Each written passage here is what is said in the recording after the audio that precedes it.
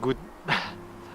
Guten Tag. Là, tout de suite, si je vous parle de Blanche-Neige, La Belle au Bois dormant, Cendrillon ou encore Le Petit Chaperon Rouge et Réponse, qu'est-ce que ça évoque chez vous? Non, il ne s'agit pas de Disney. Enfin, pas que. Aujourd'hui, je vais vous lire Le Petit Chaperon Rouge en allemand et je n'ai pas souvenir que l'oncle Walt l'ait adapté au cinéma. En réalité, cette histoire date bien avant le cinéma. C'est à l'aube du XVIIIe siècle que Charles Perrault, qui s'inspire des contes de tradition orale, publie un recueil de contes parmi lesquels figurent Le Petit Chaperon Rouge, La Belle au Bois dormant et Cendrillon.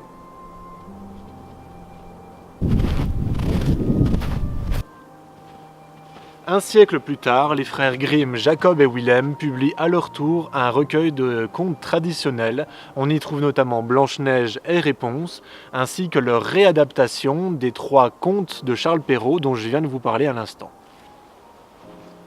Si on connaît surtout les frères Grimm pour leurs contes, sachez qu'ils sont également linguistes. Ensemble, ils ont édifié le Deutsches Wörterbuch, un dictionnaire d'allemand qui analyse et retrace l'origine des mots d'allemand. Jacob seul, lui, rédige une grammaire d'allemand et s'illustre également dans le domaine de la phonétique avec la loi de Grimm. Refermons cette page historique et installez-vous confortablement car maintenant je vais vous lire l'histoire du Petit Chaperon Rouge.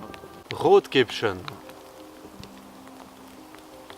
Es war einmal ein kleines süßes Mädchen, das hatte jedermann lieb.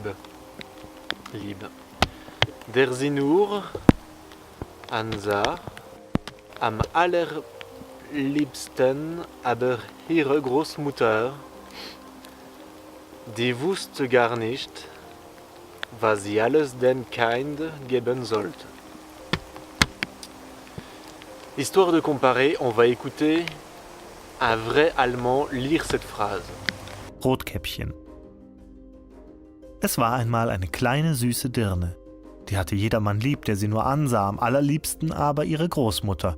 Die wusste gar nicht, was sie alles dem Kinde geben sollte. Non, excusez-moi, en fait, je vais déchiffrer l'histoire du Petit Chaperon Rouge. Einmal schenkte sie ihm ein Käppchen von rotem Samt. Und weil ihm das wohl stand und es nichts anderes mehr tragen wollte. C'est très très laborieux, franchement. Heißt es nur, dass Rotkäppchen... Einmal schenkte sie ihm ein Käppchen von rotem Sammet. Und weil ihm das so wohl stand und es nichts anderes mehr tragen wollte, hieß es nur das Rotkäppchen. Il fait un temps épouvantable. Tout à l'heure il neigeait, mais maintenant il s'est mis à flotter. Je pense que je vais terminer à l'intérieur au chaud.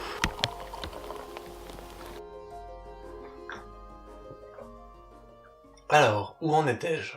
Eines Tages sprach seine Mutter zu ihm: Komm, Rotkäppchen, da hast du ein Stück Kuchen und eine Flasche Wein.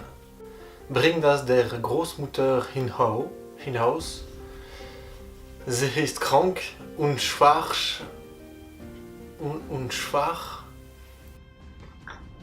Si vous êtes malade, un bon docteur vous recommandera toujours de boire un canon. C'est particulièrement recommandé chez les personnes âgées. Und wir sich daran leben. Eines Tages sprach seine Mutter zu ihm: Komm, Rotkäppchen, da hast du ein Stück Kuchen und eine Flasche Wein. Bring das der Großmutter hinaus.